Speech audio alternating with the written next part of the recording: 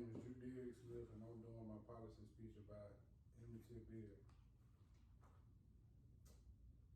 To inform the audience about the 14-year-old death of Emmett Till and how he motivated the Emmett Till lynching bill to become a law against the murder of lynching in Mississippi. Lynching has been the hate crime among African Americans in southern states.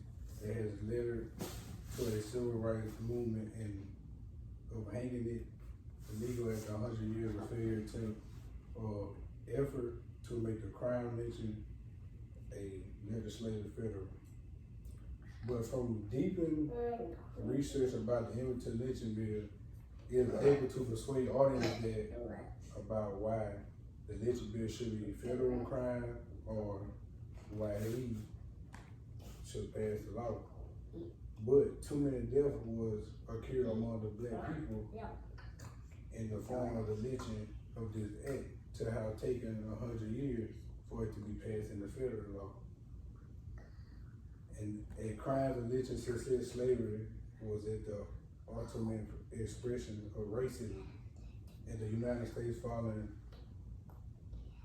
of Donald Trump signed into the law and joined the solution with 40 or 49 wearing coverage, but the racism violent and the terrorist attack that took place between August the 11th and August the 12th, 2017 in Virginia.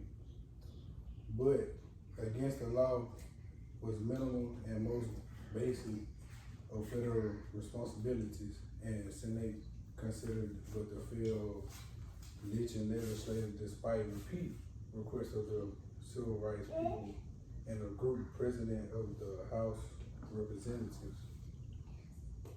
And on August the 28th, 1995, while visiting family and money in Mississippi, the 14-year-old Emmett Till, an African American from Chicago, is brutalized, murdered, and flirting with a white woman for 4 days earlier.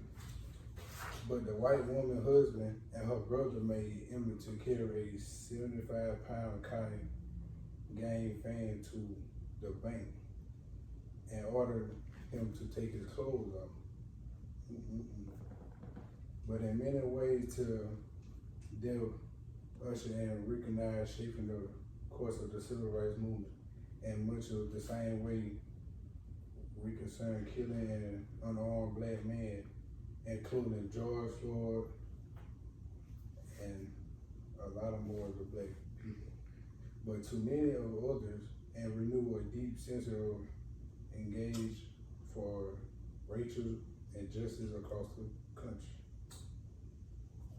But the black teens went to a store in Money, Mississippi and bought some candy. After he left the store, he rejoined his cousin outside, the woman who was behind the corner store also, until reported whistle at her. But my opinion is it ain't fair to how the kids are getting raised or how parents, just letting them do anything they want to do. And you should always, first thing, keep your faith with God, be respectful to your elders, and know what's right to do to basically to have your people proud of you or what you're capable of doing for them, but what you're doing on the outside and on the inside. Because nowadays, it really ain't fair for how your kids just dying like that, because you got people that done drown, people that getting shot, murdered, and raped. But you can't really do nothing about it because it's life. So all you can do is pray about it and let God handle the rest.